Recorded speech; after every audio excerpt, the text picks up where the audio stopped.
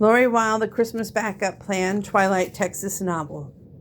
Hands gripping the steering wheel, she stared at his house, took a deep breath, grabbed the mail from the seat, and got out of the car. The cool air nipped at her nose. Remington's house was in a valley in the shadows from the mountains, so even though it was 3 o'clock, it already felt like gathering dark.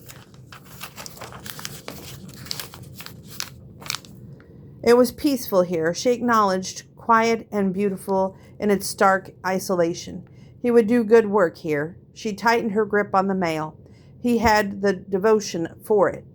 Suddenly all the breath left her lungs, and with a start that shook from her top of her head to the bottom of her fashionable boots, she knew absolutely why she was doing so dang scared.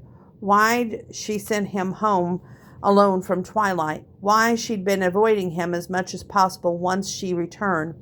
Remington was a devoted man. He'd been devoted to his first love, Maggie, until she betrayed his love, devoted to the military, devoted to his cause of building a place for wounded warriors to heal. Anything this man did, he did with all his heart and soul.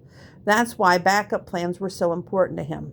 He did nothing halfway, and to ensure that he could take care of those he was devoted to, he prepared.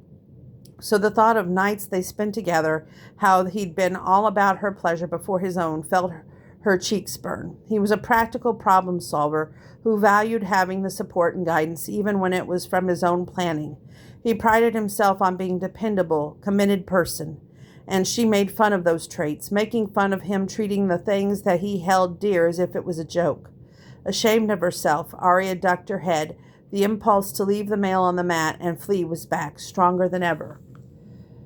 But something stopped her. Well, two things. The motion he had behind the charm, the fact that she needed to apologize to him, and there was another way around it. Gathering her courage, Arya raised her fist to knock, but spied something at the corner of the house she didn't expect to see.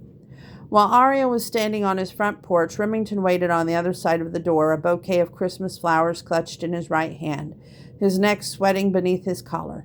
Knock, he thought. Please just don't leave the mail and drive away. Just knock.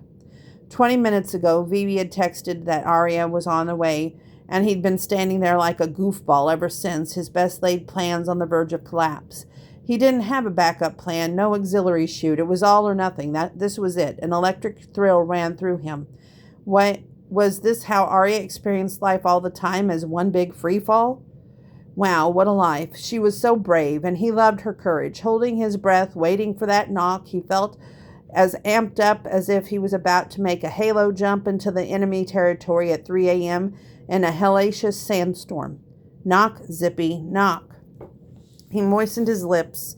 He'd give her the count of 10, and if she didn't knock, he'd open the door anyway. 10, 9, 8. For heck's sake, Arya, knock on the dang door. Look what she'd done to him. He couldn't even cuss inside his own head anymore. 7, 6. Wait, what if he opened the door and she took one look at him, decked out the way he was, and ran away? It wouldn't be the first time she ran away from him. Why had he thought that this surprise would be a good idea? Yes, it was whimsical.